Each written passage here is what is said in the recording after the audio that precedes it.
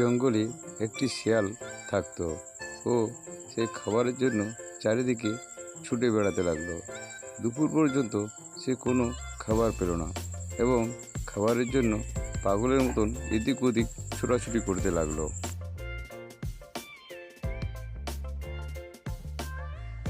খিদের জ্বালায় আমি এদিক ওদিক জঙ্গলে ঘুরে বেড়ালাম, কোথাও খাবার পেলাম না।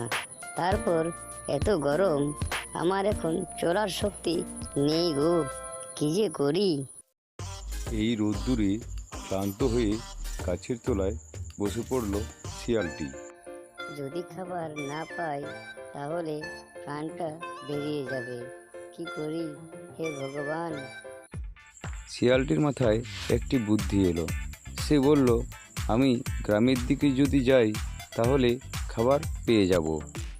ওই তো দূরে একটি গ্রাম দেখতে পাচ্ছি, ওখানে আমি খাবার পেয়ে যাব এবং আমার পেট ভরে যাবে। যেই শিয়ালটি গ্রামে ঢুকে অমনি দুটো কুকুর দেখতে পায় এবং শিয়ালটিকে তাড়া করতে থাকে। শিয়ালটি সে জঙ্গলের ভিতরে ঢুকে পড়ল। শিয়ালটি কুকুরগুলোকে যা না তাই বলতে লাগলো। গ্রামের দিকে আর আমি কোনোদিনও যাব না, ভুল করেও না। শিয়ালটি কুকুরগুলোকে বুড়ো আঙুল দেখিয়ে ঝোপের মধ্যে লুকিয়ে পড়ল। এই বলে শিয়ালটি গাছের নিচে বসে পড়ল।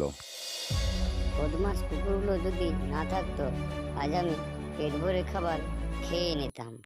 শিয়ালটি গাছের নিচে বসে দেখতে পেল গাছে একটি হনুমান কিছু একটা খাচ্ছে।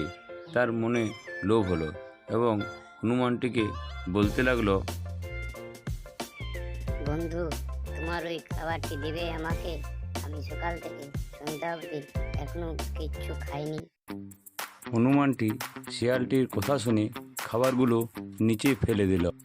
শিয়ালটি খাবারগুলো খেয়ে সোজা বাড়ির দিকে চলে গেল।